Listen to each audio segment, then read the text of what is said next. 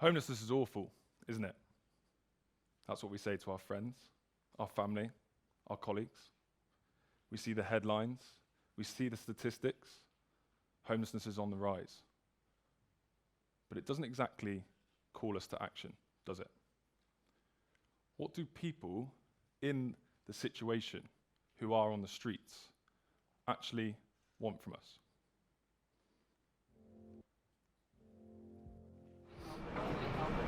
I'd rather someone sit down and talk with me than just hand me a couple of quid and just walk on. I'd rather them sit down and talk. I enjoy people's company, but it doesn't happen often.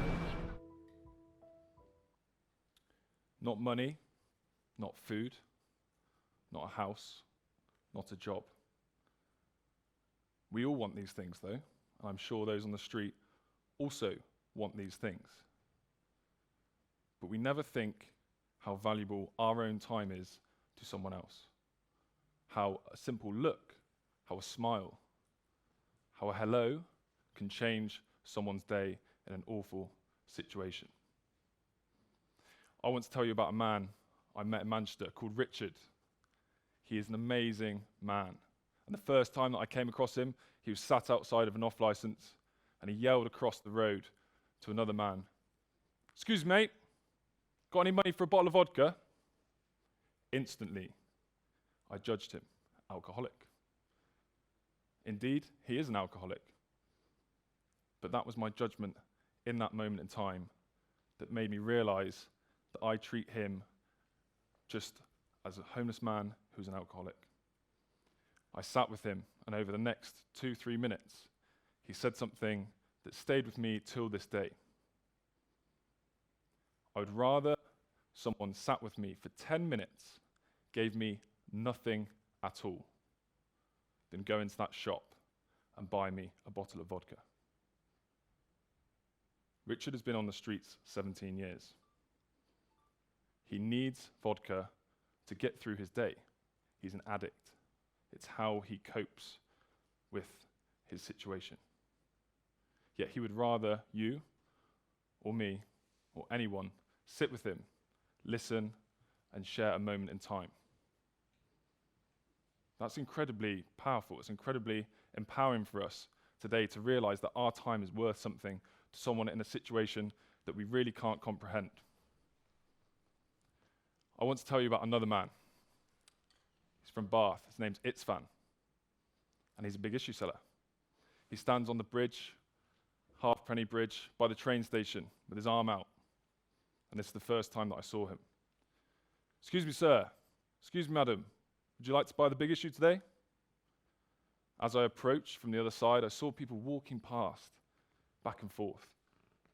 Most simply look straight ahead, go to their pockets to get their phone out.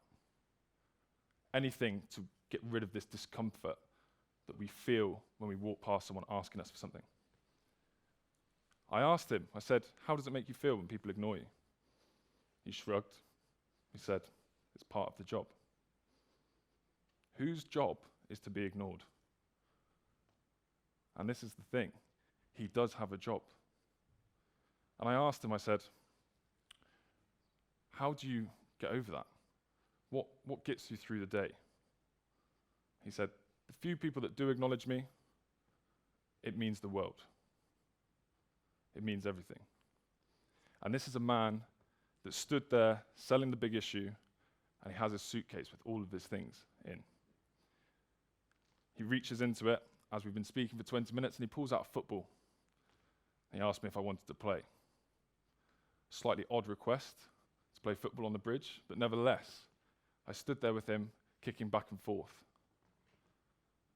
That moment made me realize, when was the last time that he did this with someone? When was the last time he got to do something that he loved with another person? This is the man that also saves £5 a week just to buy 1 pint and sit in the pub for 5 hours and watch his beloved Liverpool Football Club play. Now, Itsvan, unfortunately, to the UK, to society, to the media, is just a statistic, because unfortunately, in October, he died of cancer. I want to introduce you to Itsvan today. I refuse to let him just be a statistic, and I want you to know who he was as a man.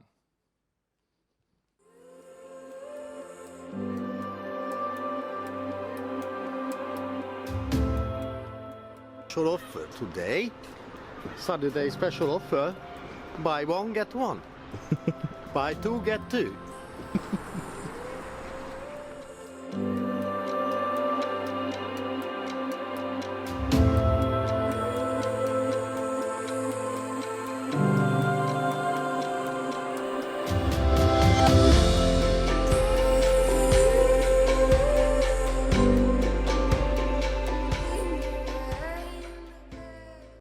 This is a man that any of us could walk past. I'm not here to pass judgment. I've walked past people as well.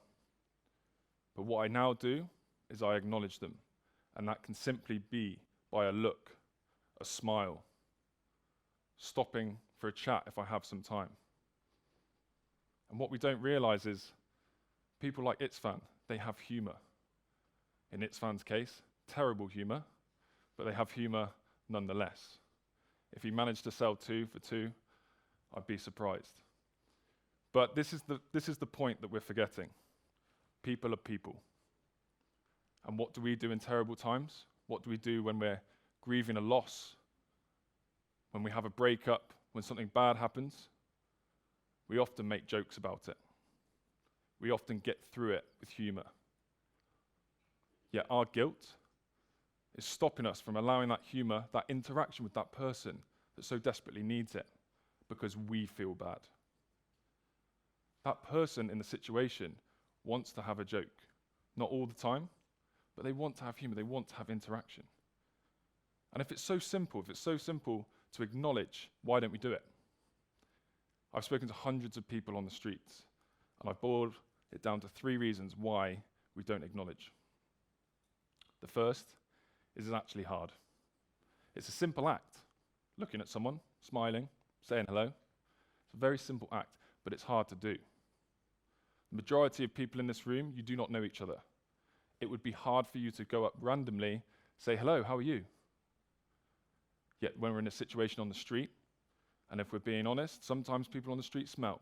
Sometimes they're scary. Sometimes they're not what we expect. We don't know how they're going to react to us. So our safety mechanism says, stay away. The second reason is we judge. Of course we do. You judge everyone. It's in your makeup. You have to judge people because it's your survival. You would not be here if your ancestors did not judge people or things. Your ancestors looked at a saber-toothed tiger and they didn't say, oh, it's a lovely fluffy kitten. They said, that could potentially kill me. And so they avoided it. And if we're being honest, that's what we do with people on the street as well. They don't look like us. They may be dangerous. We don't know how they will react, and so we avoid and we judge. And that judgment allows us to say, no, it's okay to walk on. And the third reason, which everyone loves feeling, guilt.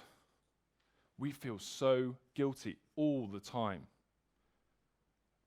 But guilt is a personal, selfish feeling. Guilt is what makes us say, oh, no, I can't. How could I possibly interact with someone in that situation? People say to me, how can I say hello and not give them anything? I'd be rubbing my life in their face.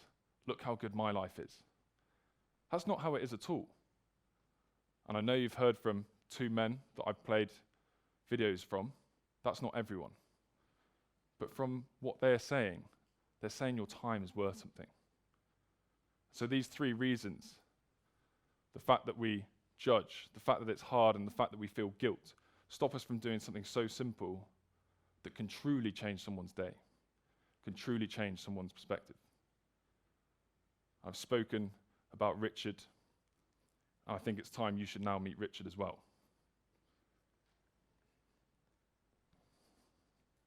Streets now, right, since the age of 21. I'm 38 now, so I've been on 17 years. For me personally, it's conversation. because it can be very, very daunting, confusing, lonely, and headwork being on the streets. If you don't have a conversation and you don't have a little bit of interaction, what do you have in life?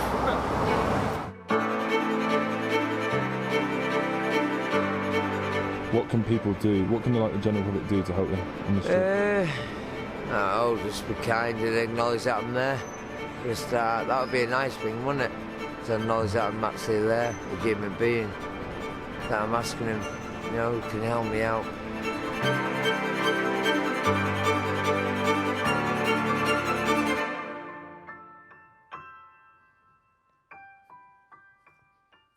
Homelessness is awful, isn't it? But now you know that your time is worth something. Now you know even a simple look towards someone on the street makes them feel that they are not invisible. You should feel empowered. You do have the ability to change someone's life. And it is hard, and you are still going to feel guilty. But if you do not try, you can have no impact on someone's life at all. Now, don't get this mixed up with everyone that I now acknowledge and say hello to is going to wave back and smile. They're not, because people are people. You have good days, you have bad days. Some days you don't want to talk to anyone. Some days you want to share all your worries with someone. People are people, no matter what situation they are in. And so I challenge you to simply acknowledge, smile, stay in chat if you have a while. Thank you.